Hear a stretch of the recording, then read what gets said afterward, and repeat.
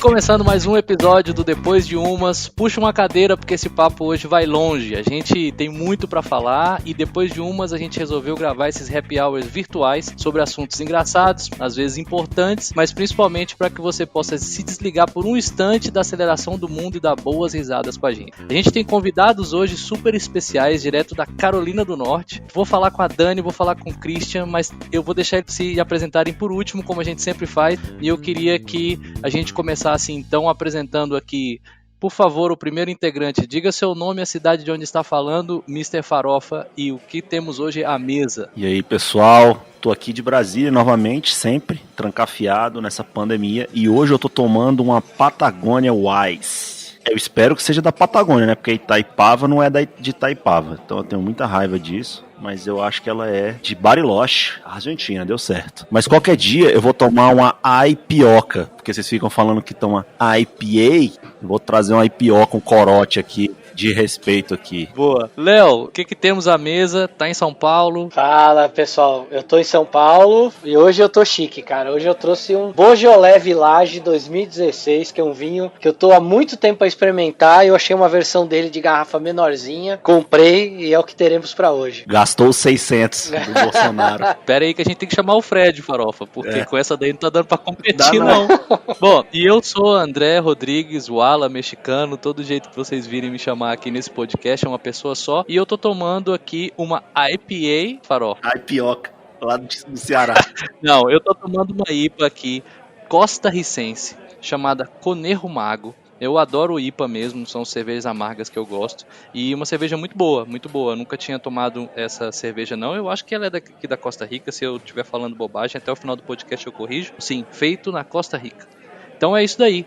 E agora, começando as apresentações, temos um ser feminino neste podcast. Eu, por favor, uma salva de palmas, por gentileza, porque um ser feminino não é todo dia. Quero apresentar para vocês Daniela Giovannini. Daniela, dá o ar da graça, diga de onde está falando e o que temos à mesa. Oi, todo mundo. Eu sou a Daniela, sou prima do Carlinhos. Ele era Carlinhos de ser Farofa, gente, desculpa. Eu não consigo, não me adaptei ainda. E eu tô falando aqui da Carolina do Norte, onde eu moro com o meu marido, nosso outro convidado. E à nossa mesa estamos dois tomando um vinho branco maravilhoso, diretamente da Itália. Toma! Rivata, Moscato. Como é o nome? Rivata. Muito bem, Giovannini Trivata. Muito Exato. bem. E o nosso convidado, marido da Daniela, Christian Carlson, dá o ar da graça. Já sei o que você tá tomando, então se apresenta aí pra nós e vamos começar. E aí, galera, tudo bom? Como já foi apresentado, meu nome é Christian, eu sou casado com a Daniela já tem 8 anos. Eu meio que arrastei ela aqui para os Estados Unidos, estamos aqui desde então. Conheço também o Farofa como Carlinhos. nunca me acostumei a chamar ele de Farofa, mas todas as histórias que eu conheço dele são intituladas Farofa. Então, eu acostumei com o nome, mas não acostumei de chamar ele assim. Então vai ser Carlinhos também. Tá bom. Pronto. Então estamos aqui hoje reunidos. André, Carlos, Leandro, Daniela e Christian. Olha aí. Mudou tudo. Mudou tudo. Leandro. Você acabou de entregar um dos meus Maravilha. maiores segredos aí, que é meu nome. Olha aí. Vamos então começar com... A gente tem um monte de assunto bacana aqui pra falar. Eu não vou me incomodar com o tempo hoje. Normalmente a gente tenta aqui há muito tempo, desde o primeiro episódio, acho que esse é o 5º episódio, a gente nem sei mais, mas a gente tá sempre preocupado com o roteiro, etc, quanto tempo, mas a gente teve um feedback que, assim, o podcast tem que ter o tempo que ele precisar ter. Então a gente vai seguir o papo e, enfim, acho que tem muita coisa pra gente contar aqui bacana. Eu queria começar pelo seguinte, a gente tem um briefing, obviamente, eu sei um pouquinho só da vida de quem tá aqui convidado hoje, é em vocês que a gente vai focar. A gente já falou no primeiro episódio aqui da gente, etc. Então, queria entender primeiro o seguinte, eu sei, Christian, que você foi do exército americano, mas eu tô com uma dúvida, se você é brasileiro nascido no Brasil ou é um brasileiro nascido nos Estados Unidos e que por alguma razão tem também a nacionalidade brasileira. Tá, eu sou brasileiro nato, nasci em Brasília, morei em Brasília por 23 anos, mas eu fiz uma pausa durante 2004 para 2005, em que eu vim fazer um um intercâmbio no Colorado, eu passei um ano. Foi assim, um intercâmbio entre aspas, porque eu morei com a minha tia lá, né, irmã do meu pai, e por ter a nacionalidade americana pelo lado do meu pai, foi muito mais fácil, eu não precisei ir por nenhuma empresa nem nada, eu simplesmente vim pra cá, me inscrevi na escola e comecei os estudos lá. Você veio por quê, Christian? Por que eu vim pra cá inicialmente? Por que você saiu? Não, desisti do Brasa. Vou. Ah, cara, honestamente eu tava vivendo a vida de faculdade, tava estudando, quer dizer, estudando também nada, né? Porque eu odiei estudar, então eu fingia que eu estudava. Eu comecei a ver que aquilo não era pra mim, e aí eu sempre quis fazer alguma coisa diferente. Eu tive um sonho desde criança que era servir no SWAT, né? No time do SWAT daqui, de qualquer estado americano, basicamente. Mas o meu pai, por ter servido na Marinha aqui no Exército, nos Estados Unidos, e por ter participado da Guerra do Vietnã, eu sempre ouvi muitas histórias dele. E eu sempre tive essa vontade de fazer algo assim diferente, mais talvez pro lado físico, em vez de só do lado intelectual e tudo mais. E aí, eventualmente, sabe, a vida foi acontecendo e eu meio que falei, cara, quer saber, eu acho que tá na hora de fazer alguma coisa diferente, de tentar seguir a minha vida, em vez daquela vida proposta pra todo mundo quando você é criança, que é simplesmente você tem que estudar e ir pra faculdade, se formar e arrumar um emprego. E aí eu te interromper, eu falo que aqui,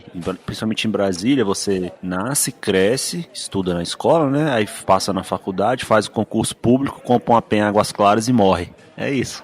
A vida do brasiliense é essa aí. Eu concordo 100%, realmente. E foco no que você falou aí do concurso, né? Porque essa que é a maior parte de morar em Brasília. Mas aí foi isso. Aí eu meio que me deu na cabeça. Eu falei, cara, quer saber? Acho que tá na hora. E aí eu vim pra cá, não tinha aonde ir, eu tive que escolher um estado, acabei escolhendo San Diego, fui pra San Diego, fiquei com uma amiga da minha mãe, quando a minha mãe se casou com meu pai, eles moraram em San Diego por 1 ano e meio mais ou menos, e minha mãe fez amizade com essa mulher, que é brasileira também, e ela me deixou ficar lá, eu acabei arrumando um emprego assim, meio período, lá em San Diego, me alistei no exército, e aí comecei a pular de estado para estado e finalmente me aconcheguei aqui na Carolina do Norte. E foi meio que essa a minha história. Beleza, deixa eu te fazer uma pergunta. Você foi para os Estados Unidos com quantos anos mesmo? Eu vim pra cá com 23. Então essa pergunta é muito boa. Essa pergunta que eu tinha guardado aqui na pauta com o Carlinhos. Queria que você fizesse todo mundo ter uma boa história. Eu falei assim,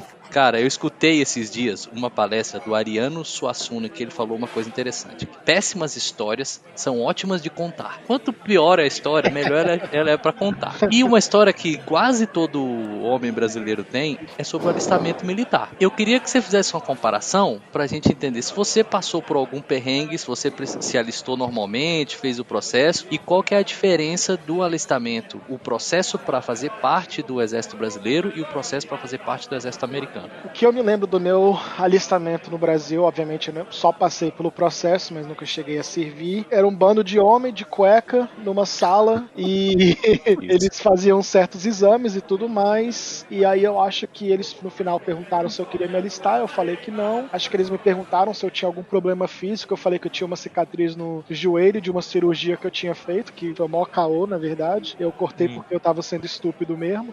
E aí acho que foi isso, sacou? Acho que no Brasil meu processo foi meio que esse. Aqui nos Estados Unidos foi um pouco diferente.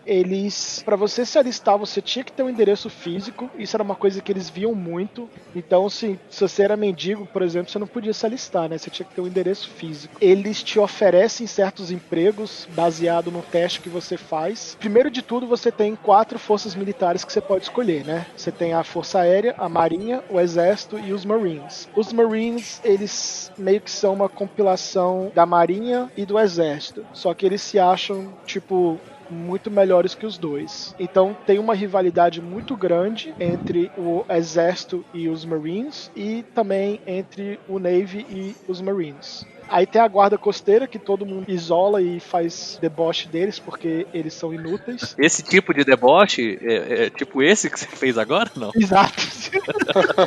Mas aí foi isso. Primeiro de tudo, eu tive que escolher um. Eu tinha pensado na Marinha, por causa do meu pai, mas eu conhecia um cara que estava servindo na Marinha, e ele passava, assim, 6 meses no navio, voltava por 1, ia por 4, voltava por 1. Eu falei, não, eu não quero isso. Aí eu eliminei a Marinha. Aí o próximo, pensei ou os Marines ou o Exército. E conversando com muitas pessoas, eles falaram, o Exército você pode escolher o emprego que você vai fazer, as outras forças armadas, eles meio que escolhem pra você, então você pode, sei lá, virar cozinheiro ou fazer, sei lá, isso e aquilo. E aí isso meio que ficou na minha cabeça, eu falei, então eu acho que por esses lados todos eu vou me alistar no Exército. Aí entrei lá no escritório do Exército. Assim, primeira impressão é que, cara, eles olham pra você e falam, tá aí minha oportunidade de pegar um trouxa. No final é isso mesmo, você é literalmente um trouxa que acabou de cair na pegadinha do malandro.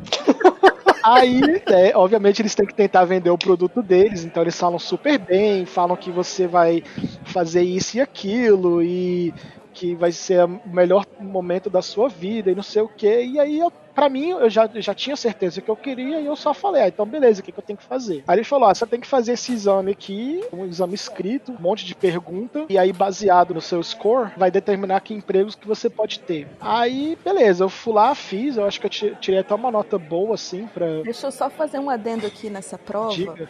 As pessoas estudam, real, sério, pra fazer essa prova, pra conseguir um emprego bom no Exército. É uma coisa importante. O menino entrou no escritório e fez a prova. Você não se preparou nada? Não fez o Magister? Não, mas então, foi o seguinte, essa prova que eu fiz foi só uma prova para o recrutador ver se valia a pena investir tempo em mim, entendeu? Entendi. Pra ver se você não era um imbecil, né? Isso. Tipo, vamos ver se esse cara não é um imbecil. Não, mas a prova é justamente pra filtrar idiota, entendeu? Se você é muito burro, aí às vezes o cara nem perde tempo contigo, entendeu? Te manda pra uma função já de orelha e vida que segue. Antes de você continuar, eu vou te interromper. Porque você já falou que chegou nos Estados Unidos. Desde que você entrou no Exército, você nunca mais voltou pro Brasil, certo? Certo. E aí eu quero saber com a Dani, como que ela foi parar lá e ela contar também um pouquinho, que eu sei, lógico, ela é minha prima, eu sei, mas contar da carreira dela profissional aqui, o que aconteceu nessa transição, até... Não precisa vir até hoje não, tá, Dani? Só nesse começo aí. Vamos fazer uma cronologia pra ver se a gente deixa o negócio mais legal da galera escutar. A gente se conhece, eu e o Christian, desde sempre. Ele era meu melhor amigo na 7ª série. E aí a gente namorou depois, com uns 16 anos, e aí terminou. E aí eu fui pra faculdade, me formei em Direito, passei na OAB, e aí nesse meio tempo entre eu estar prestando a OAB e passar na prova, foi quando a gente voltou a namorar. E aí... Mas ele tava aqui em Brasília, não? Ele já estava morando aqui. E aí ele voltou pro Brasil num Natal, e foi como a gente voltou a namorar. E aí a gente namorou um tempo à distância, eu vinha pra cá, ele foi pro Brasil algumas vezes, mas foi uma coisa assim de 3, 4 meses entre a gente voltar a namorar e eu vim morar aqui. E aí inicialmente eu nem ia ficar aqui. O meu plano era, porque eu passei na OAB, então o meu plano era, vou pra lá, vou passar 6 meses, vou aprender a falar inglês e volto pro Brasil e depois a gente vê o que faz. Que me mudar, assim, tem minha vida aqui, tem minha carreira, tem minha faculdade, estudei pra caramba. E aí eu vim e não voltei. Eu lembro disso. Pro Brasil. Foi isso que aconteceu. Estou aqui até hoje. Mas aí você não começou a trabalhar com direito, né? Você ficou um tempão, foi estudar, como é que foi? Conta aí. Aí eu cheguei aqui e eu não tinha documentos, né? Eu vim como turista no começo. E aí a gente tinha um tempo que eu podia ficar aqui como turista, mas depois a gente tinha que dar entrada na minha documentação. E aí foi assim, nos últimos 15 dias que eu podia ficar como turista, a gente deu entrada na minha documentação. E aí nesse ponto eu fiquei assim, num limbo, porque eu não tinha documentos, então eu não podia estudar, não podia trabalhar, não podia dirigir, não podia nada. Mas eu também não podia voltar para o Brasil, porque senão a minha documentação não estaria correta. São documentações diferentes para quem começa o procedimento aqui e para quem começa o procedimento de fora daqui. Então foi assim, 1 ano e meio que eu fiquei em quarentena. Só que não tinha coronavírus na época. Depois, agora já há pouco tempo, você estudou, atualizou o diploma, sei lá, o que foi? Como é que foi? Conta aí. Eu ainda estou estudando, estou fazendo 2º bacharelado. Aí eu aprendi, eu fiquei esse 1 ano e meio dentro de casa, estudando inglês, basicamente, porque não podia sair de casa, eu tinha que fazer alguma coisa. Eu não ia gastar esse tempo à toa, né? E eu não falava inglês, e aí aprendi. Em 1 ano e meio eu aprendi dentro de casa, basicamente falando só com o Christian, porque eu também não conhecia ninguém, não tinha amigos. E na época a gente morava dentro da base militar. Então foi muito difícil, assim, fazer amizade. E a gente morava numa cidade que a gente não conhecia a comunidade brasileira. E a comunidade brasileira lá é, assim, pequena. Então foi difícil, foi um período de adaptação complicado. Quando os documentos saíram, aí eu fiz um curso de paralegal. Eu explico para as pessoas que o paralegal é para o advogado a mesma coisa que a enfermeira é para o médico. É como se fosse um auxiliar do advogado. Entendi. E aí foi isso que eu fiz primeiro. Trabalhei em alguns escritórios, detestei, absolutamente detesto o direito aqui, não gosto de jeito nenhum. E aí voltei para a faculdade, estou fazendo um novo bacharelado, porque aí eu queria ser advogada de novo, né? Essa vida de auxiliar eu não gostei, porque advogado é um bicho meio estúpido. E aí eu queria ser estúpida também. Aí também ou é só aqui? Aqui também. Advogado aqui é difícil. Só que aí agora, aí eu entrei pra faculdade e eu tô fazendo um curso de justiça criminal, porque o direito aqui não é bacharelado. Ele é como se fosse uma especialização. Chama Juris Doctor. E aí eu voltei pra fazer o bacharelado de novo, pra eu poder fazer essa graduação. Só que agora que eu estou estudando, falta um ano pra eu me formar, eu não sei mais se eu quero ser advogada. Estamos aí nesse impasse. Puta que pariu. Você tá pensando em entrar no exército agora, né? Quase me alistei, inclusive, nos idos lá de 5 anos atrás. Tentou mesmo? Pensei. A gente chegou aí no escritório lá do exército e conversar com alguém pra ela se alistar. Eu sou bom de chute, tá vendo? Pois é, aí eu não consegui não, fiquei com medo. Mas por que, Dani? É um psicológicozão, assim, eu tinha medo mesmo, porque o treinamento que eles fazem é muito pesado. E aí tem uma parte específica do treinamento que eu não tava conseguindo, assim, eu sentia muita ansiedade, que eles entram numa câmara de gás. O André vai fazer uma pergunta, então, que eu falei pra ele, e eu já fiz essa pergunta pro Christian. Você não vai poder me responder porque você fracassou no seu alistamento. Mas qual a semelhança do exército americano para aqueles filmes maravilhosos que a gente assiste? Semelhança, diferença, tudo. Fala aí pra mim. Tipo Transformers, assim. Hollywood adora embelezar as coisas, é o que eu tenho pra dizer.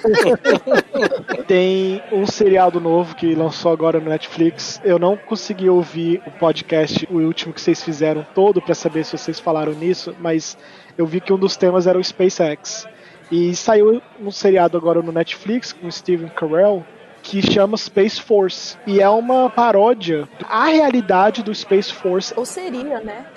Teve Space Force já? Alguns amigos meus disseram que realmente ele é muito baseado no que o Space Force já é, como Forças Armadas. Lançou mesmo? Sério? Parece que sim. Inclusive o uniforme deles é parecido com o que o uniforme real seria. E é uma paródia que realmente mostra a realidade do que é as Forças Armadas nos Estados Unidos. Mostra a disputa em que uma Força Armada tem com a outra, mostra o ridículo que a gente faz, assim, mostra muita coisa da realidade, e é muito engraçado também. E tem um outro show, que eu não lembro agora qual que é o nome, eu posso pesquisar e falar mais daqui a pouco, que também mostra muito a realidade do que é as Forças Armadas, e é bem engraçado também. Eu vou ver se depois eu acho e eu falo pra vocês. Mas os filmes não fazem jus ao que as Forças Armadas realmente são. Eles heroizam bastante, né? Eles heroizam muito mesmo, Dani. Realmente. Lançou agora, né, Christian? Em maio, final de maio. Sim, lançou agora. E é uma zoeira com o Trump, né? Pelo que eu tô lendo aqui na sinopse. Quando o presidente o Trump tava fazendo a campanha dele, ele fez esse negócio de querer criar uma nova força militar mesmo. Mais uma? Com o Space Force seria 6. O Space Force seria a 6ª para os Estados Unidos ganhar também no espaço. Essa foi toda a questão do Space Force. E aí ridicularizaram ele muito, porque assim, já tem a NASA, 2 a aeronáutica faz isso, faz o que o Space Force faz. Então virou uma zoação mesmo. Por isso que eu perguntei, como assim fizeram o mesmo Space Force? Eu achei que não ia sair esse negócio do papel, sinceramente. Eu achei que não fosse. Porque era uma promessa de campanha do Trump dessas dele, entendeu? Eu nem sabia que o presidente podia criar uma força no exército. Eu achei que ia ser por ordem de congresso ou qualquer coisa assim. Eu também nem sabia disso, não. E pode? Mas o presidente atualmente tá podendo muita coisa. Infelizmente. O Léo tem uma pergunta, Léo. Pergunta aí. A gente sabe que os Estados Unidos têm o exército mais rico do mundo, né? E pelo que vocês falaram, nós já estamos na 6ª força aí de exército. O Brasil também tem um exército grande pra caramba e a gente não entra em disputa nem de bafo mais no recreio. Como é que você compara essa segurança nacional que o exército americano proporciona com a segurança que o exército brasileiro proporciona? Quais são as diferenças mais gritantes, além, obviamente, do orçamento? Olha, eu vou deixar a Dani responder essa, porque apesar de eu ter muitas críticas para com o exército, eu seria apedrejado por certas pessoas se eu falasse muito mal de algumas coisas. Então eu vou deixar a Dani falar essa daí. Difícil essa pergunta. O orçamento, uma coisa que eu vejo assim, do orçamento que eles determinam para as Forças Armadas. Eu acho que muito desse orçamento não é para o trabalho fim do Exército. Ele não vai para os soldados como o Christian, não vai para a infraestrutura das bases militares, que é terrível. Eu vejo muito desse orçamento indo principalmente para pesquisa de novas tecnologias militares, e aí o orçamento é enorme, enorme mesmo, e para a implementação e a compra desses equipamentos que surgem em função dos estudos e das novas tecnologias que eles descobrem com pesquisa. Então, assim, tem história, o Christian pode te contar várias histórias e anedotas. Soldado que teve que voltar de treinamento a pé porque acabou a gasolina do Jeep, ou Jeep quebrado e não tem peça para consertar. O negócio é terrível. Assim, tropa de elite mesmo, daquele nível. Os apartamentos onde os soldados moram, cheio de mofo, cheio de bicho, inseto. A rua onde a gente morava tinha buraco, toda esburacada. As casas eram bastante antigas. Então, eu vejo que muito desse orçamento vai para a tecnologia, vai para a inovação, para a pesquisa, para as universidades, e não necessariamente para a destinação fim. E sem contar também as guerras, né? Manter base no Kuwait, manter base no Afeganistão, no Iraque, onde quer que eles estejam, com certeza isso deve ter um custo enorme no orçamento.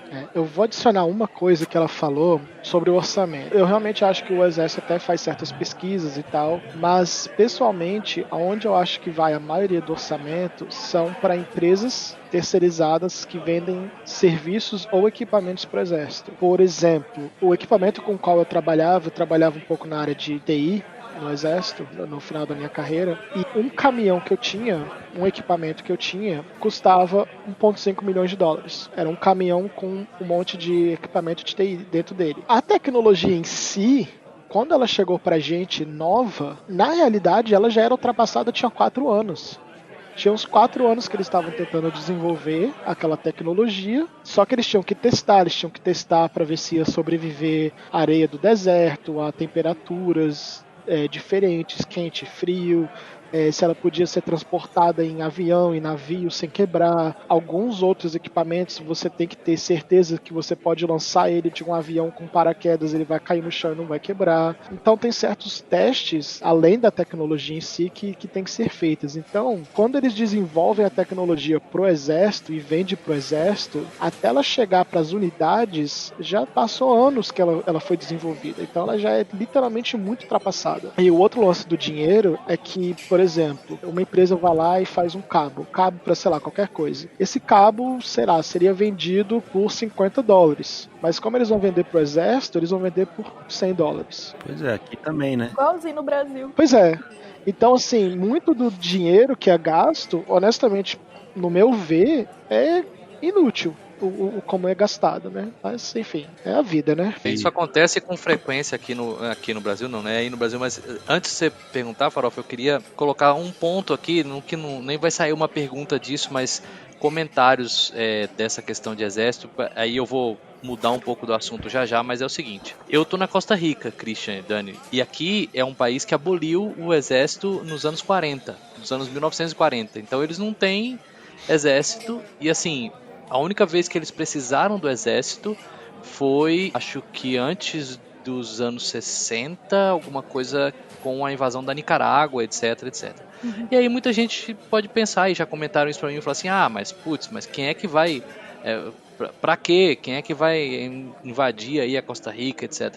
Agora, a Costa Rica concentra um percentual gigantesco num território pequenininho, um percentual gigantesco da biodiversidade do mundo, que começa a cada dia mais ter um valor surpreendente. Nesse quesito, assim, como é que você, Christian, e Dani também, que conhece, que já fez comentários, acabou de fazer um comentário bastante relevante sobre a questão da comparação da segurança nacional, o que o Brasil realmente vocês acham que precisa e o que não precisa, porque o dinheiro gasto com o exército é gigantesco, e assim, a Costa Rica está se as empresas estão vindo para cá, está se destacando muito, e eles deixam isso bem claro pelo percentual do PIB que eles aplicam em educação e em saúde, e um dos fatos que eles colocam como relevante é porque eles não têm um exército para manter. Eles deixam isso bem claro. Vocês podem comentar isso? Vocês têm alguma ideia sobre isso? Olha, o que eu meio que captei, assim, aqui nos Estados Unidos pelo menos, é que como servir no exército não é obrigatório, tem um patriotismo muito grande em você se alistar, porque você está se alistando pelo seu país, você está servindo pelo seu país. A realidade é que muita gente se alista no exército aqui para ganhar o green card. Ou eles se alistam aqui porque você vai ganhar um salário fixo, você vai ter onde morar, você vai comer e tudo isso, entendeu? Mas, Christian, aqui no Brasil, hoje a realidade é essa. É mais fácil, ao contrário, né? Quer dizer, é mais difícil você conseguir servir. A fila é enorme, as pessoas querem, não tem emprego, não tem nada. O nego vem de fora para poder se alistar aqui em Brasília, dorme aqui para poder arrumar um trampo. E então, aí também, né, pelo que você tá falando. Sim, eu já ouvi muito isso também do Brasil, tá se transformando nisso também. Agora tem mais um aspecto do exército aqui que vende muito, né, digamos assim, que é a questão da escolaridade, do estudo. Você, quando você se alista, depois de 1 ano, você ganha um auxílio estudo em que o exército, né, no caso o governo, que é o governo que dá o dinheiro, consegue pagar por 4 anos de faculdade para você. Eles te dão um valor alto e você gasta esse dinheiro como você quer. O outro lance também é que aqui o financiamento estudantil é uma coisa que afeta muito as pessoas. As pessoas se endividam muito indo para a faculdade. Então, às vezes, uma pessoa vai lá e faz $100 mil de dívida em empréstimo estudantil, chega, vai se alistar no exército, e aí o exército quita essa dívida para eles. Então, é uma coisa positiva muito grande que tem. Agora, a questão de necessidade, eu honestamente não vejo a necessidade do exército americano ser tão grande, tão poderoso ou tão financiado como é. Para você ter uma ideia, em torno de 1% da população americana serve nas Forças Armadas. Eu acho que no exército mesmo, ativo, são em torno de 400 mil, entre 400 e 600 mil, o último que eu lembro. E aí tem os inativos, né, que são a Força Nacional, os reservistas, etc e tal, que eu agora não lembro qual o número deles. Mas a porcentagem é essa, em torno de 1% só da população que serve mesmo. Indiretamente, esses 400 mil deve triplicar, né? Parente pendurado, um monte de gente, né? E tem um outro lance também, né? Quando você se aposenta, você recebe aposentadoria. No meu caso, eu recebo um salário mensal pro resto da minha vida, por invalidez médica. Eu me machuquei em um treinamento enquanto eu estava no exército e eu ganho uma aposentadoria médica pro resto da minha vida, que honestamente seria suficiente para eu e a Dani sobrevivermos. A gente não ia ter uma vida talvez de luxo nem nada, mas a gente conseguiria sobreviver tranquilamente com só esse salário. Eu ia fazer uma brincadeira de que a gente tem uma coisa aqui no exército brasileiro que é melhor que o exército americano agora. Fizeram um levantamento hoje aqui no Brasil, o que a gente tem de cloroquina aqui, produzido pelo exército, dá para tratar a malária por 18 anos, sem produzir nenhum comprimido de cloroquina no resto do mundo. Por 18 anos a gente consegue tratar a malária do mundo. Tem um amigo meu que serve no exército brasileiro, e ele me contou alguns anos atrás que o exército brasileiro tinha munição suficiente para aguentar 4 horas de guerra. E aí a munição iria acabar. Eu vi isso aí uma vez. Aí eu falei no segundo episódio que uma das coisas que me faz feliz é assistir stand-up comedy. E tem um cara que eu gosto muito, que é o Murilo Couto, que uma vez tem um texto dele sensacional sobre isso, que é falando do exército, do alistamento militar. E aí que chegou num ponto e falou assim, não, você tem que se alistar, você tem que ir pra reserva. Por quê? Porque no caso do Brasil entrar numa guerra, eles vão lá e chamam você pra guerra. Aí ele fala assim, cara, eu vou te falar, se o Brasil precisar de mim pra ir pra uma guerra, véi, entrega, não tem mais jeito, não tem... Eu queria fazer a pergunta pra Dani, e eu queria entender a questão de você ser ou não ser advogada aí, ser ou não ser paralegal, etc. Se você resolver, enfim, eu não sei como é que tá esse ponto aí, como é que você tá pensando nisso, mas se você resolver quais preconceitos ou quais as dificuldades, porque é uma profissão que lida com algo tão delicado das pessoas, né, ninguém vai advogado por uma coisa muito simples. Normalmente é um contrato importante ou, enfim, não sei qual linha de advocacia você gostaria de seguir, mas o que você enxerga de dificuldades aí para exercer essa profissão sendo uma latina indo para os Estados Unidos? E os estados também americanos às vezes são mais conservadores uns que os outros. Esse foi um dos motivos pelo qual eu parei de ser paralegal, inclusive. A gente se mudou quando o Christian saiu do exército, se aposentou. A gente se mudou para a capital do estado da Carolina do Norte. Antes a gente morava numa cidade que vivia em função do exército. Então toda a economia da cidade era por causa do exército. E a gente se mudou para a capital e aqui eu não conseguia emprego. Eu mandava o meu currículo para os escritórios de advocacia e eles não me ligavam de volta, nenhum. Foi por isso que eu mudei completamente de área, eu não trabalho com direito de forma alguma agora. Então, assim, tem muito preconceito. Tinha gente que escutava o meu sotaque e, embora eles não consigam distinguir que é um sotaque latino, porque na cabeça deles latino fala espanhol e o sotaque é distintamente diferente, muitos não aceitavam o que eu falava. Ou teve um que falou que eu era burra na minha cara, que eu não sabia o que eu estava falando e que ele queria falar com outra pessoa. Um cliente? Um cliente não aceitou o que eu estava falando para ele.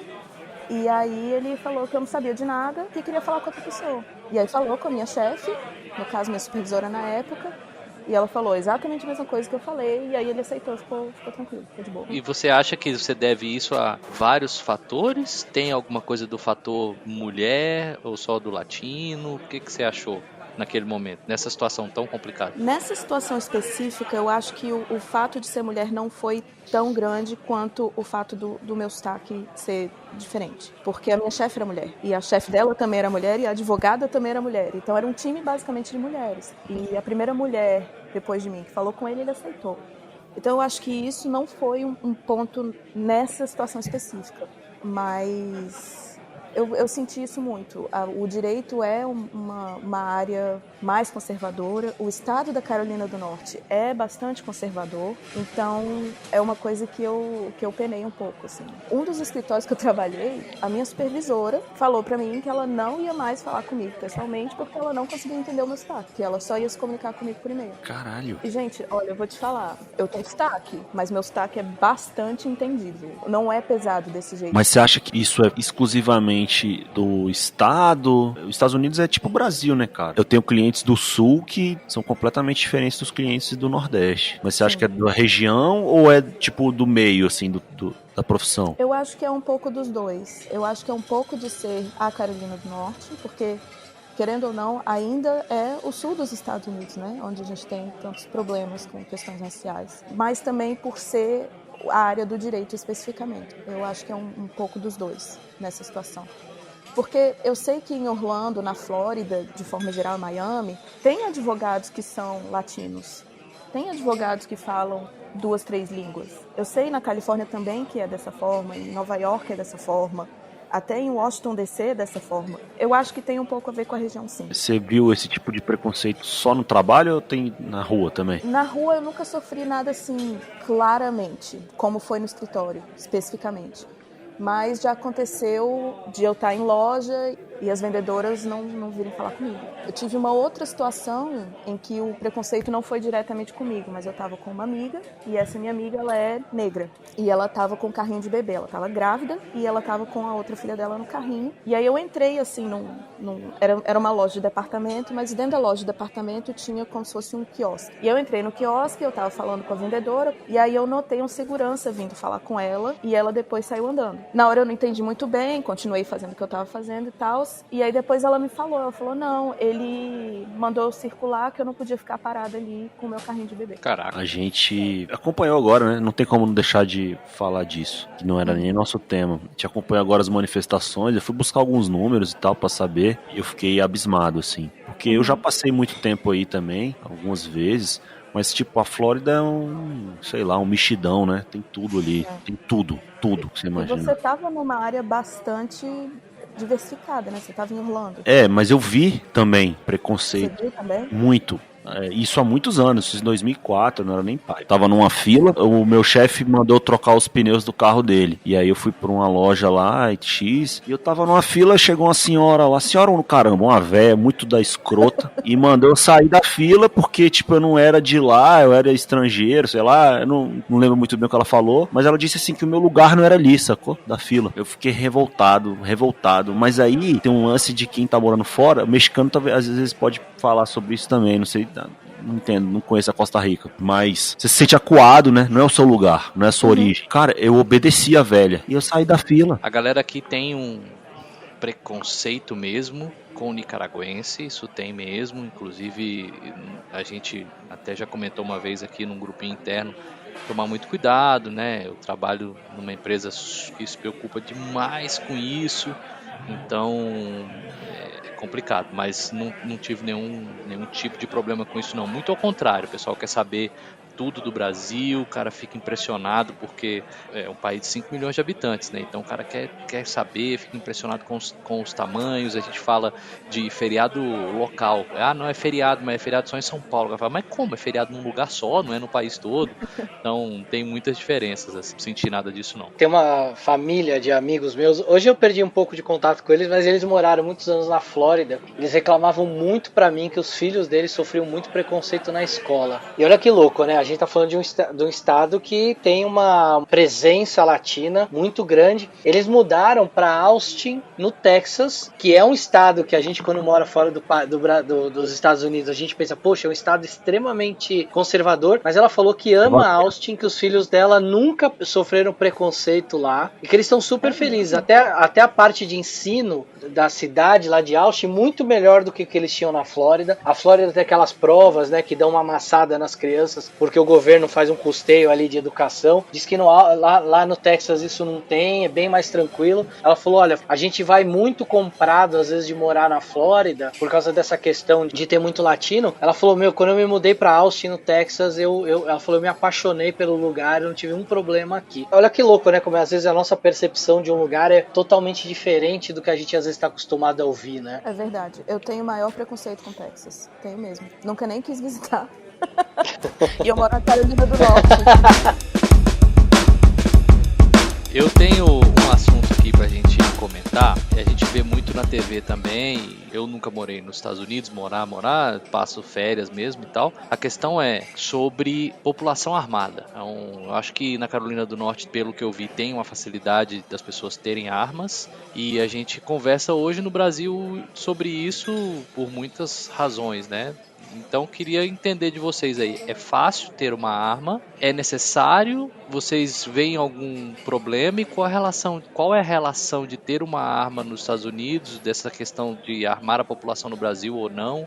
Então, não sei, Christian, se você quiser começar a comentar. Eu vou deixar a Dani contar essa história, porque eu acho que traumatizou ela muito mais. Inclusive, a gente estava comentando sobre isso anteontem, sobre essa história que aconteceu com nós dois. Eu acho que talvez faça um resumo das suas perguntas. Então, legal. Vai lá, Dani. Antes de contar a história, é fácil, não é necessário, pelo menos na maioria dos lugares, eu acho que não. Eu acho que fazer uma comparação entre aqui e o Brasil é complicado nessa questão de segurança pública. Mas a história foi o seguinte. A gente estava, o Christian, a mãe dele e o irmão dele, que estavam visitando a gente estava num fast food desse, no Taco Bell. E aí o Taco Bell estava vazio. Só tinha a gente, os funcionários e umas 2 outras pessoas numa mesa. E a gente estava sentado lá conversando e tal. E chegou uma família, acho que tinha mais gente. Eu me lembro de ter uma mulher, um homem e mais uma outra mulher ou 2. Todos eles armados, com a arma na cintura. O armamento aqui não pode ser escondido. Se você vai carregar uma arma, essa arma tem que estar à mostra. Olha só, não sabia disso. Não pode Caraca. carregar escondido. Para você carregar escondido, você tem que tirar uma licença especial, mostrar motivo, etc, etc. E aí sentaram na mesa imediatamente do lado da nossa. O restaurante estava vazio, não tinha mais ninguém dentro daquele Taco Bell, além da gente. E aí eles sentaram na mesa do lado da nossa. E aí tinha um menino pequeno. Depois o Christian, a mãe dele, que me falaram que ele parecia que tinha autismo ou alguma coisa assim. Na hora eu não notei, não percebi. mas o menino tava chutando o Christian e tossindo em cima da nossa mesa, uma criança. Quase em cima da minha comida, né? Tossindo mesmo, assim, na nossa direção, na direção da nossa mesa, da nossa comida. E aí, assim, a gente tava incomodado, mas não sabia muito bem como o que fazer, né? A mãe tava ali do lado, tava vendo a situação e não fez nada. E aí o Christian, em um belo momento, se irritou com a situação, virou pra mãe da mulher e falou: "Você se importa?" E aí a mulher surtou.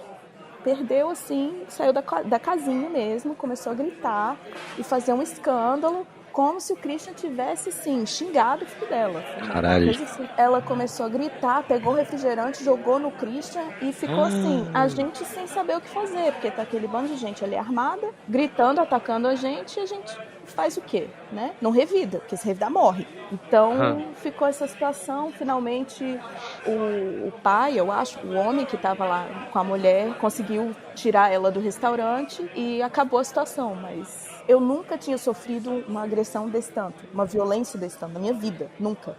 E isso ficou comigo. Eu tava conversando com ele outro dia, porque eu não lembrava o que ele tinha falado pra essa mulher. Que ela ficou tão puta. Eu não lembrava.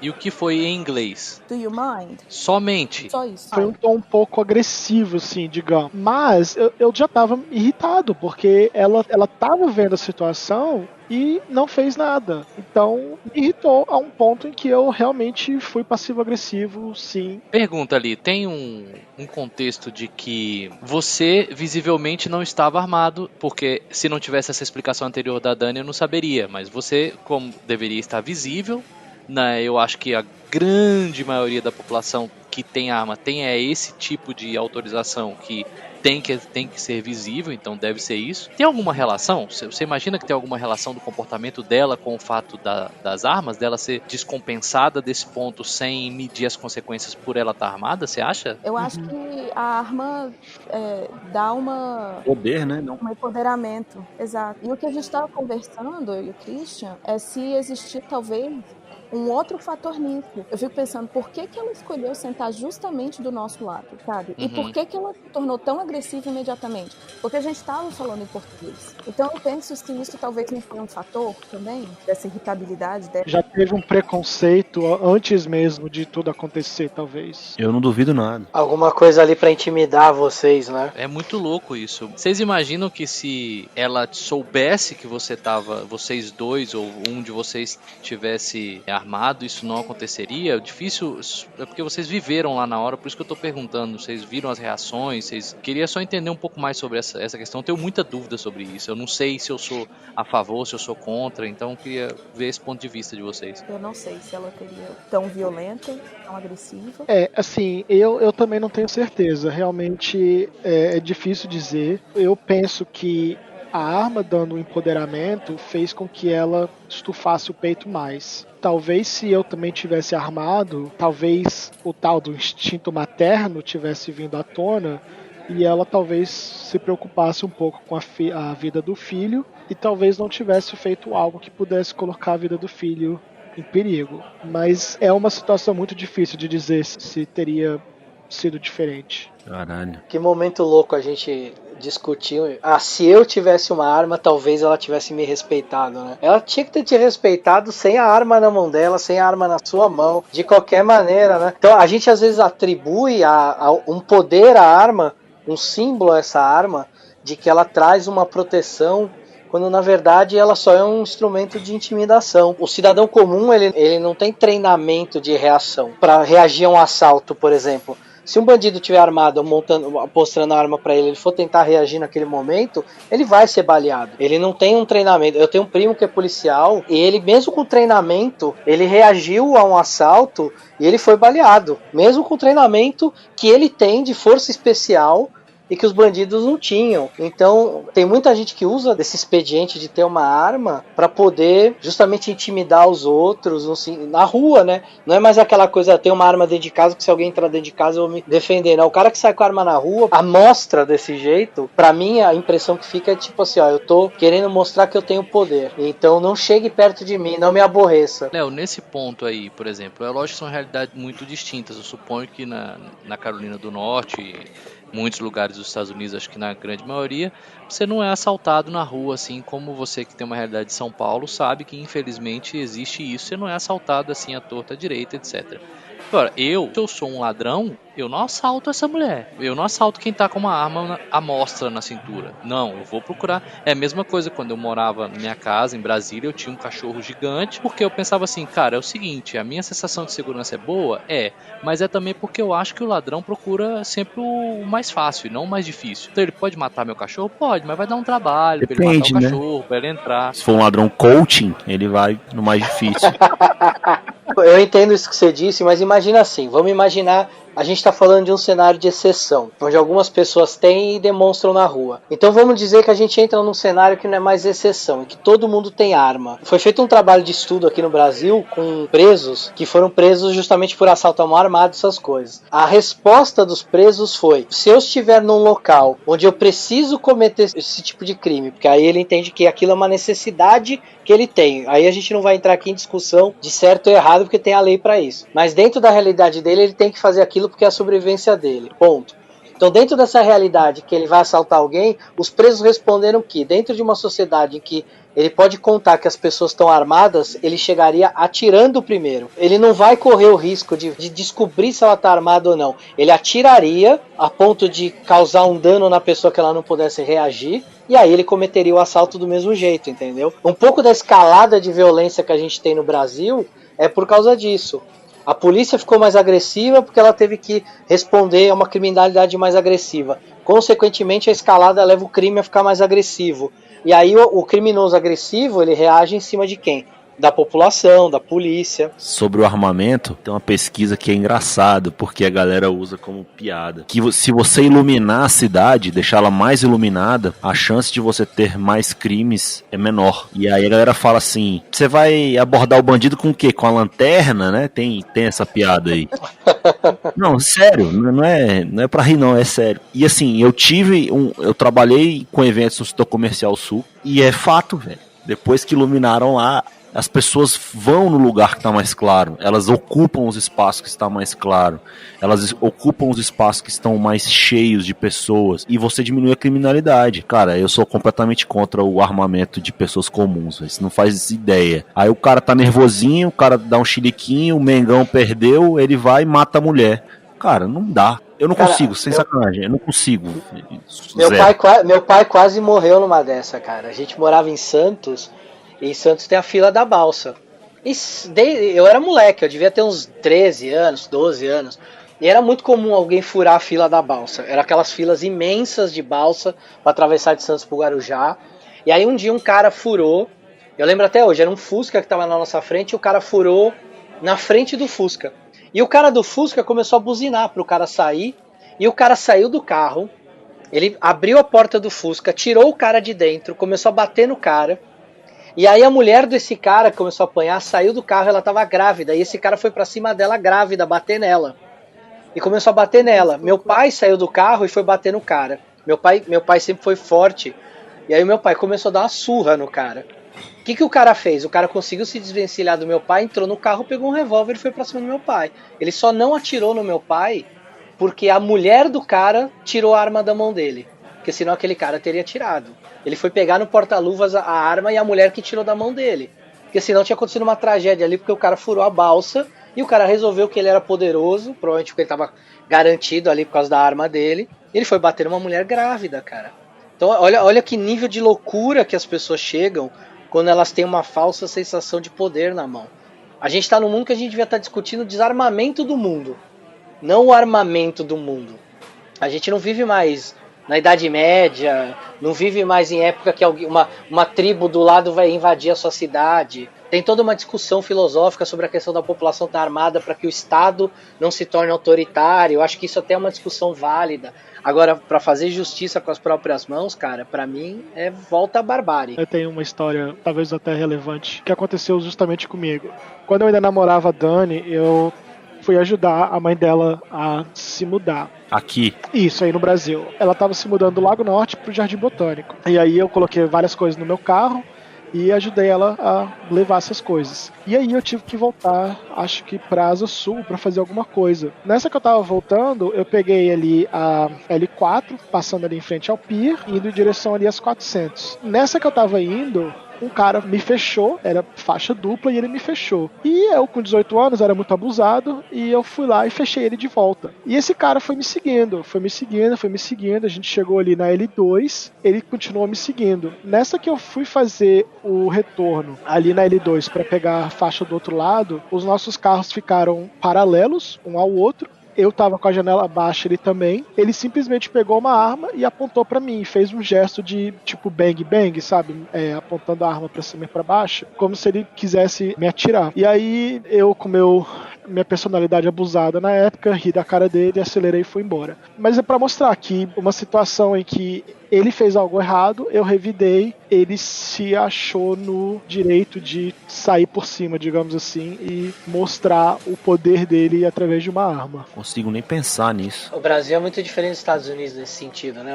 Os Estados Unidos tem uma cultura armamentista de muito tempo. Essa questão de armas, ela é liberada nos Estados Unidos coisa de 200 anos. Então existe uma cultura que foi criada, não é simplesmente um bang bang. A gente aqui no Brasil, a gente não tem essa cultura. E a gente não tem cultura por uma série de coisas. A nossa cultura é diferente. A gente precisa aprender a conviver. É algo que me preocupa aqui no Brasil, a gente ter uma liberação à torta e à direito, porque, cara, a gente tá vendo como o brasileiro tá agindo numa pandemia. Comportamentos extremamente irresponsáveis. Imagina você dar uma arma na mão de uma pessoa irresponsável dessa, é algo a se considerar. E esse é só um aspecto, né, do armamento civil.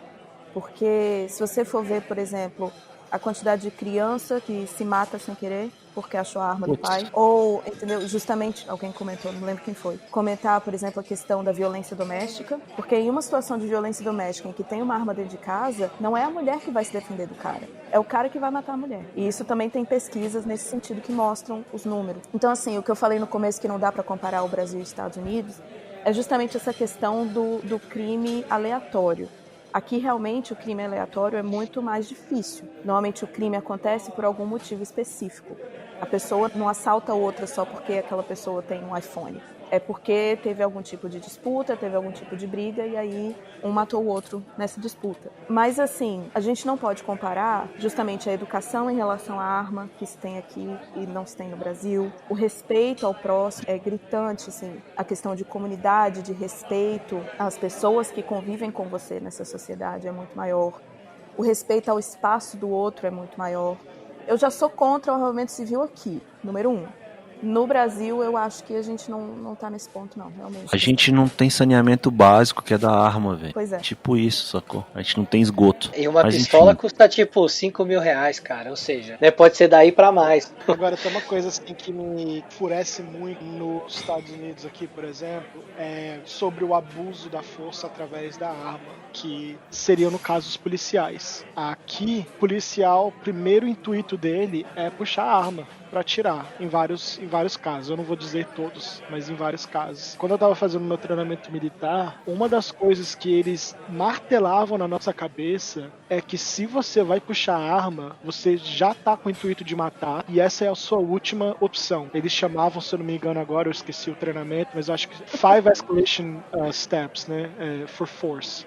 Então, assim, primeiro você, era os 5S, se eu não me engano, então era shout, então você grita primeiro, aí stop, eu acho, né, você fala pra pessoa parar, depois o terceiro, se eu não me engano, acho que era você finalmente coloca a sua mão na arma pra avisar a pessoa que você tá armado, e se ela não parar, você vai puxar a arma. Aí acho que o quarto era você atirar perto da pessoa, mas não na direção da pessoa, tipo, atira no chão, alguma coisa assim, pra dar um susto. E o último seria realmente mirar a arma na direção da pessoa e atirar. Então, assim, quando eu vejo vários dos assassinatos, e sim, a gente vai usar a palavra assassinato porque é um assassinato, de policiais em que a primeira coisa que eles fazem é puxar a arma e já atirar, sem nem tentar uma via não letal, assim, cara, pra mim, a primeira coisa que eu penso é justamente nesse meu treinamento, né? Porque eles martelaram tanto na nossa cabeça que se o treinamento da polícia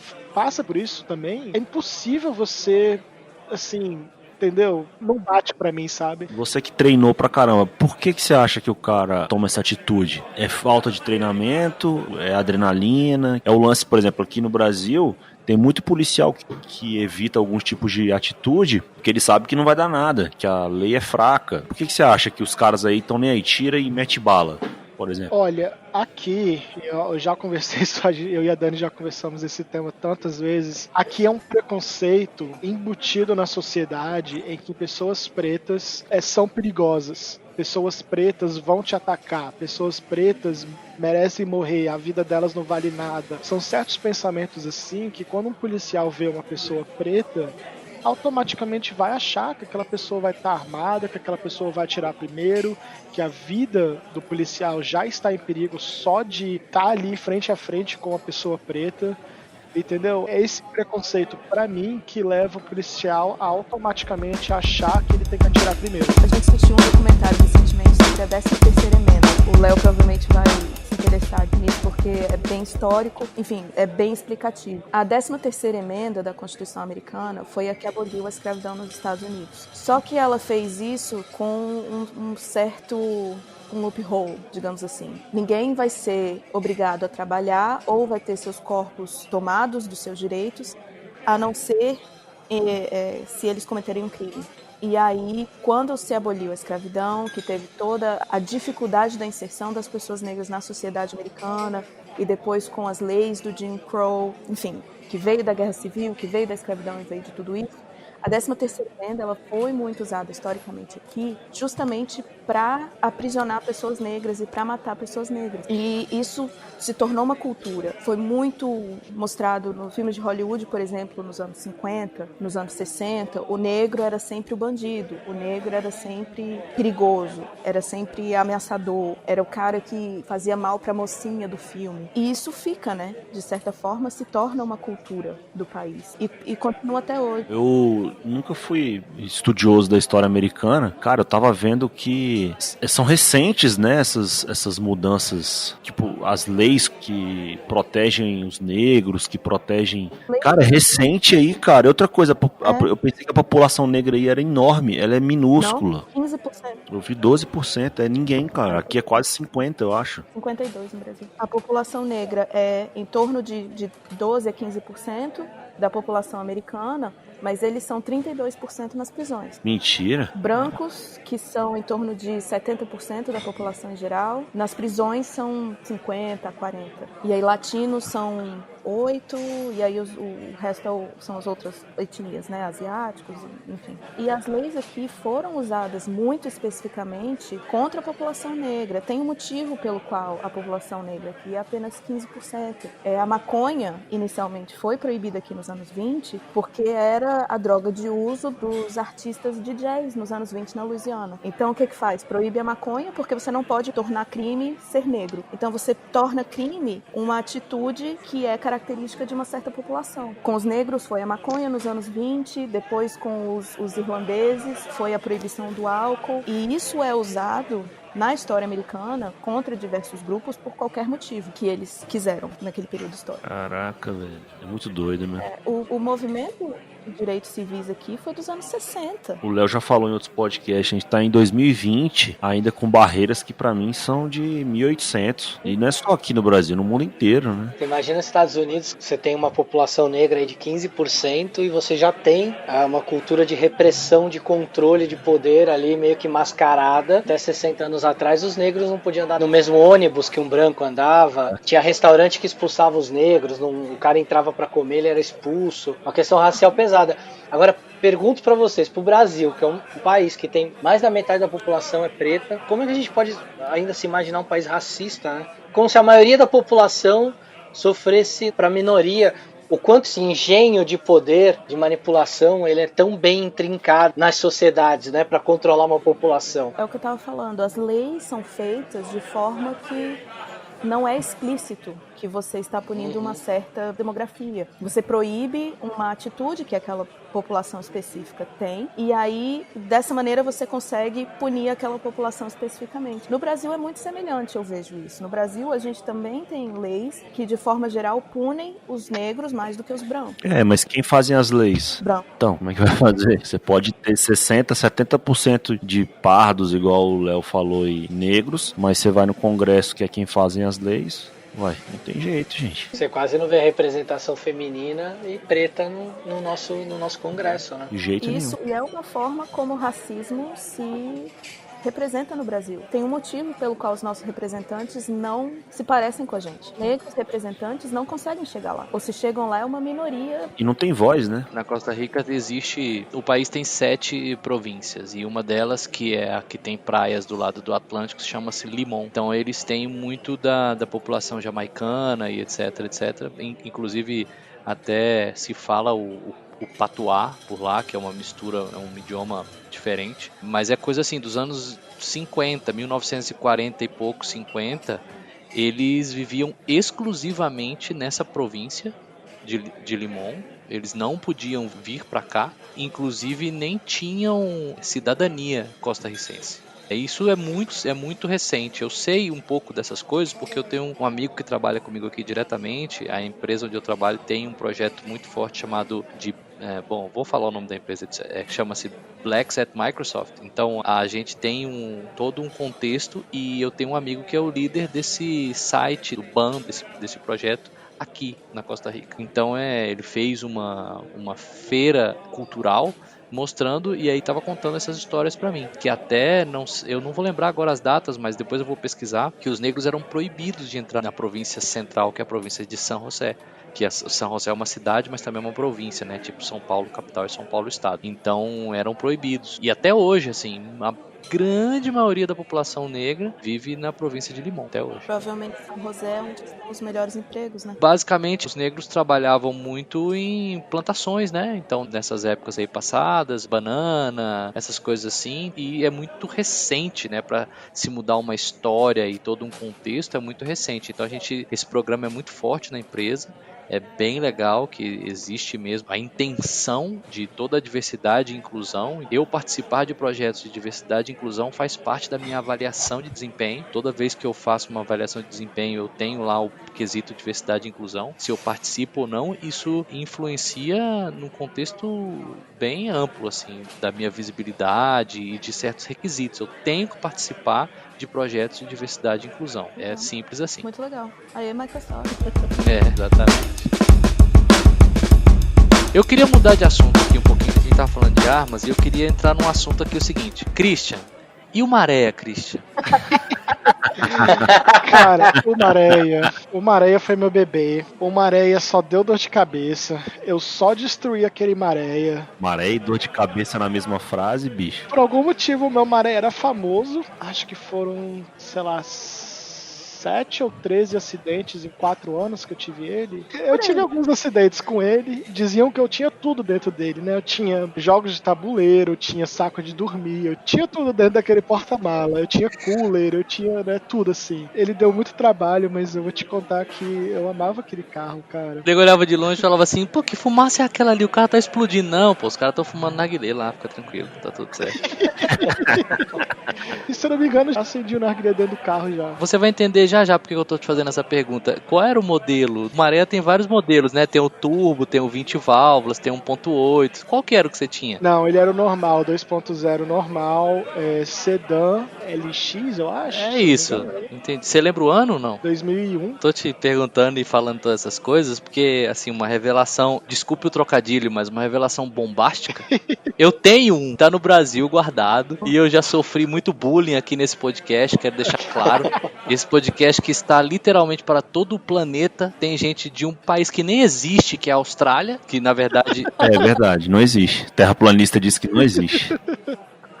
Meu carro, Christian, pra você entender, meu carro tá no Brasil, é o último que saiu, 1.6, nunca me deu problema nenhum, muito diferente do seu caso, nunca me deu dor de cabeça. Ele deu um problema elétrico uma vez, que não pegava e tal, algum problema lá naquele negócio da chave, naquele chip da chave que tem lá. Mas, cara, eu acho uma baita de uma injustiça o que falam do carro. Eu gosto dele pra caramba, funciona tudo, o ar-condicionado gela, é super confortável. Hoje, se eu for vender ele, não vai valer nada.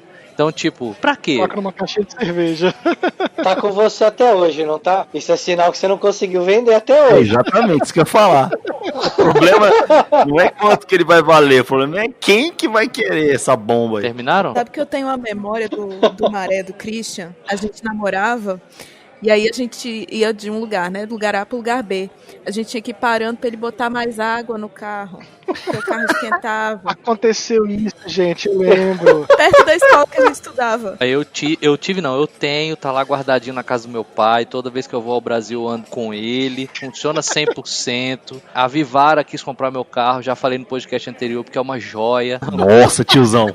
Christian adora as piadas de tiozão. Minha filha tem 9 anos, ela vai sofrer demais. Meu sobrinho, então, vai sofrer demais. Eu sou o pavê pra comer, ou tô rindo, ou tá chorando. Eu só mando essas. Eu tenho uns problemas, assim, com essa coisa automobilística, porque eu adoro Fiat. Quando eu falo isso, por exemplo, meu sogro é veterano do Vietnã. Então, um negócio interessante pra gente conversar aqui. É, veterano do Vietnã, é engenheiro eletrônico e tal. Tem umas fotos muito bacanas dele lá na casa dele. Mora no Brasil hoje, em Brasília. Muitos anos já que ele mora no Brasil. A palavra Fiat pra ele já é sinônimo, tipo assim, sai da minha frente, né? Porque um americano, tipo, não existe um Fiat. E aí tem uma história de Fiat que não é com maré, que eu quero que minha esposa um dia venha participar do podcast. Algo que eu acho impossível, mas um dia eu vou tentar. Que quando eu tinha 17 anos, eu tenho 40 hoje. Quando eu tinha 17 anos, isso era em 1997. O carro do momento era o Tempra Turbo, o Tempra Stile. Na verdade, tinha acabado de ter o Tempra Turbo, então era o Tempra Stile. Cara, o tempo passou e eu sofri calado. Aí, quando chegou numa época que, por causa deste senhor Carlos Alves, que está aqui, que vocês conhecem, eu conheci um cara, Éder, um abraço pra você, um cara que a gente treinava corrida junto, que tinha... Ele veio aqui em casa, velho, esse dia. O Éder ainda tem o grupo de corrida? Ainda chama Evolua ou não? Tem. Ele veio aqui em casa esses dias, velho, tem umas 2-3 semanas. Pois pronto, Éder, um abraço pra você, apesar de tudo que eu vou contar agora. Eu tinha uma amizade com ele, etc. Cara, eu deixei um emprego que eu tinha e recebi um dinheirinho, né? Aí eu falei, tá lá, papo vai, papo vem, no dia da corrida lá, terminei de correr, tô lá tomando Gatorade lá, conversando com o Éder. Papo vai, papo vem, ele falou, não, eu tenho um Tempra. Eu falei, como é que é? Tá onde? Ele falou, eu tenho um Tempra Stile, tá lá. Tem uns 2 anos que eu parei ele lá embaixo do bloco. Ele mora ali no sudoeste, eu não sei se ainda mora ainda, mas no sudoeste, sem garagem. Então tava lá parado o carro. Eu falei, é sério? Você não quer vender? Ele meio que até olhou meio torto assim. Falei, quero, pode ser. Ó, a Mônica acabou de aparecer aqui, olhou pra mim. Você quer falar, amor? Então, o que eu tenho a dizer é mais ou menos assim. Acho que vocês se recordam de uma brincadeira que existia no Silvio Santos. Sim, você quer trocar R$1.000 por uma espiga de milho? Sim! Exatamente. Passada essa humilhação novamente, aí, cara, o que aconteceu? Cheguei lá, olhei o carro, falei, puta, o cara tem um carro mesmo, carro parado lá. Você imagina, 2 anos parado no sol e na chuva, como é que tava? Cara, paguei 7 mil nesse carro, Christian, 7 mil nesse carro e fiquei feliz. Levei um amigo meu, Flavão, um abraço aí pra todo mundo da família aí, Farofa também conhece ele. Pra ter uma ideia, quando nós fomos lá, ele foi lá, abriu o capô, puxou a vareta do carro, falou assim, não, dá pra dar uma volta, vamos levar um óleo, botamos um óleo no carro, demos uma voltinha, falou, ó, tem que arrumar isso, tem que arrumar aquilo outro, mas dá pra pagar, velho. Vou resumir a história muito aqui. Primeiro, consegui arrumar o carro, bicho, arrumei o carro. Comprei por 7, gastei mais 7. Eu lembro bem como se fosse isso. Ficou uma beleza, cara, uma coisa maravilhosa. Aí um dia... Ele vendeu por 5. Não, fica quieto, já vou te contar. Calma. Por que a minha esposa sabe dessa história e veio aqui me humilhar? Eu peguei o carro um dia e a gente foi dar... Esse carro tava guardado na casa do meu pai, lá no Taquari, no Lago Norte, ali em Brasília, lá na subida ali pra Sobradinho. E aí eu fui lá, peguei o carro e falei, vamos lá pra casa da sua mãe, vamos. E tava eu... Mônica e Manuela, nossa filha. Ah, a Mônica tava grávida, é verdade, ela acabou de falar aqui. Ela tava grávida, isso são uns 35 quilômetros, mais ou menos 40 quilômetros. É melhor ir de bicicleta, velho. Velho, a Mônica tava grávida, Farofa, vai escutando. Aí a gente, quem é de Brasília ali, vai saber onde é que eu tô agora. Aí eu saí, eu tava na L4, velho. Quando eu tava na L4 ali, tipo, depois da Universidade dos Correios, no sentido, eu tava indo pra Terceira Ponte, caiu uma chuva. Meu irmão, uma chuva de granizo. E eu desesperado, que eu falei, vai amassar meu carro, Jesus amado. Acabei de lanternar e pintar ele todo. Eu falei, putz grilo, eu não pensava que as coisas podiam ficar pior, velho. Farofa e todos. Quando eu dei na alavanca do limpador de para-brisa, ele fez assim uma vez, fup. Na segunda vez ele fez assim, vlau, e a paleta saiu voando. sem a paleta e a chuva de granizo caindo e minha esposa grávida. Eu falei pra não vir nessa merda. E eu falei, não, tá tudo certo, não sei o que. E ainda tinha do outro lado, né? E eu meio que olhando e tal. Cara, final. Peguei o carro, bicho. Falei assim, é o único lugar que eu tenho pra vender esse carro. Qual é o único lugar de onde eu vim que eu podia vender esse carro, Farofa? De onde eu vim? Corinto. Não. Eu vim. De onde eu vim? Falei, vou vender esse carro em Sobradinho, velho. Sobradinho é o lugar que eu vou vender esse carro. É meu lugar, minha galera. Então eu peguei, meu pai tem um comércio em Sobradinho, na beira de uma BR, assim, passa muito carro ali. Meu pai foi, estacionou o carro lá, em 2 dias passou um cara. Ficou doido com o carro. Desesperado com o carro. Me pagou 12 mil no carro. Eu perdi só 2. E ele saiu. E pasme, ele voltou uma semana depois. Ele voltou pra agradecer. Sabe o que ele falou pra mim? Pra mim não, pro meu pai. Falou, queria muito te agradecer. Acabei de voltar de Porto Seguro. Não acredito. Eu e meus companheiros. Ele foi com mais 3 amigos pra Porto Seguro no carro. Foi e voltou lá pra agradecer. Falou, cara, era o meu sonho ter esse carro. O carro tá maravilhoso, tá lindo, não sei o que. Ou seja, fiz uma pessoa feliz. E da mesma forma que um dia eu espero fazer com o Maré que tá guardado lá. E essa foi a minha história aí, André, você conhece aquela história, né? Que todo dia de manhã acorda um cara esperto e um otário. E quando eles se encontram, dá negócio, né? Nesse dia que eu fui correr, houve esse acontecimento aí, viu, Léo? Eu tenho 2 histórias de Maré aqui. Uma é só uma felicidade minha e a outra é um momento de vergonha minha. Mas enfim, a de felicidade foi quando eu fui para a Alemanha, passei 1 mês e meio na Alemanha treinando com o exército. E uma das noites a gente foi para a cidade, para Nuremberg, e eu vi uma areia e eu fiquei super feliz e eu tirei uma foto de uma areia. Ou seja, eu nunca esqueci uma areia.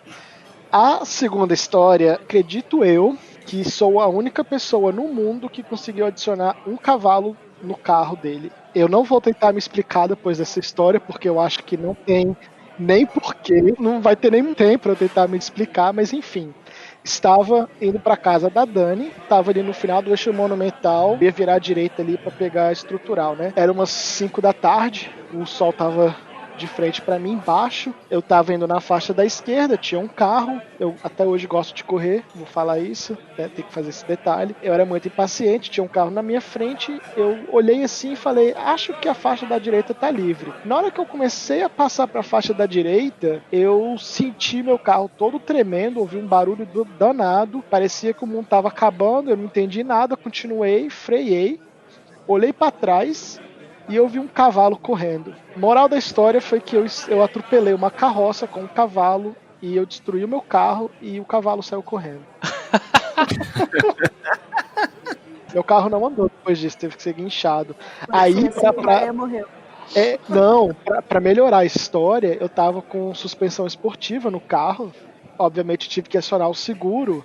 Aí eu levei o carro lá pra oficina do amigo meu ali no autódromo. A gente desceu o carro, a roda do carro estava destruída, estava empenada completamente.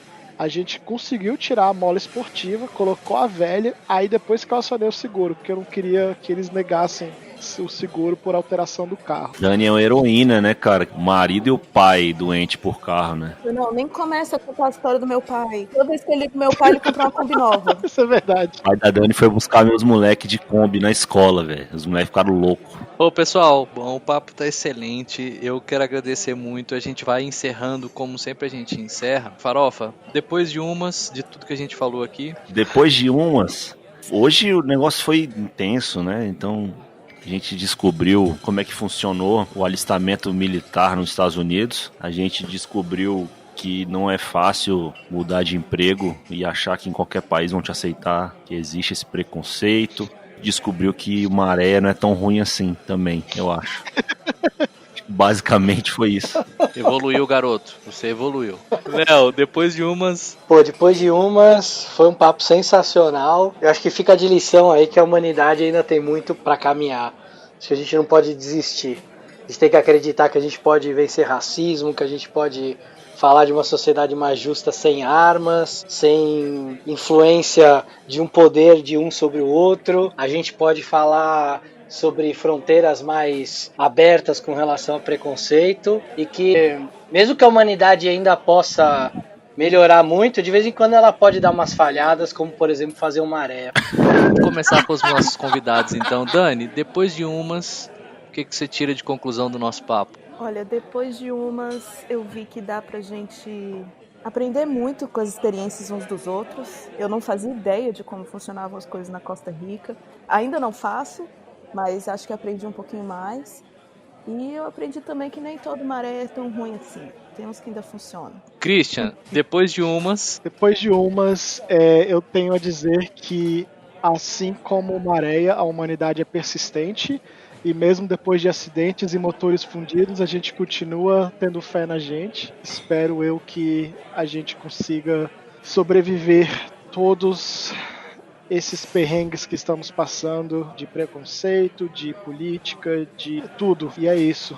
Assim como Maréia, nós vamos continuar aí firme e forte. E cara, eu depois de umas fico muito feliz de ter colocado esse projeto aqui em prática, fico muito feliz que o Farofa deu essa faísca e a gente conseguiu acender fogo com ela e fazer o negócio acontecer. É muito legal poder dividir uma sexta-feira dessas aqui com vocês. Depois de umas eu percebi que a síndrome do vira-lata funciona até quando as questões do exército, que a gente pensa que o exército e tudo nos Estados Unidos é a melhor coisa que existe porque é igual nos filmes e a realidade pode ser um pouco diferente do que a gente imagina. Depois de umas eu mudei um pouco da minha visão sobre essa questão do armamento nos Estados Unidos. No Brasil já tinha uma certa visão feita, mas nos Estados Unidos eu mudei um pouco esse conceito com a história que vocês me mandaram. Depois de umas eu tive a maior surpresa de todas, porque eu nunca pensei que nem por 30 segundos a minha esposa a Mônica fosse participar do podcast. Nós tivemos uma participação memorável dela aqui que vai ficar para os anais do nosso podcast. Depois de uma, só quero agradecer, de novo agradecer aos meus parceiros,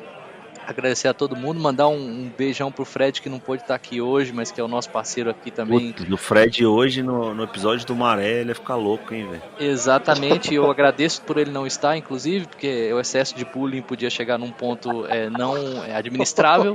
Depois de uma, Dani, Christian, tudo de bom pra vocês aí, tudo de melhor, espero que as coisas estejam fluindo bem, e vocês têm porta aberta, a casa é de vocês, o boteco é de vocês, puxa uma cadeira, senta aqui com a gente quando vocês quiserem, qualquer assunto que vocês quiserem tratar aqui, o podcast está totalmente aberto a vocês. Muito obrigado aí de verdade pela participação, muito legal mesmo, o papo hoje rendeu bastante, foi muito bom. Valeu, obrigada. Adorei. Agradecemos muito mesmo, obrigado por tudo e um prazer conhecer vocês todos aí. Excelente, galera, um abraço para vocês aí, aproveitem o fim de semana, até a próxima, valeu, um abração. Valeu. Valeu.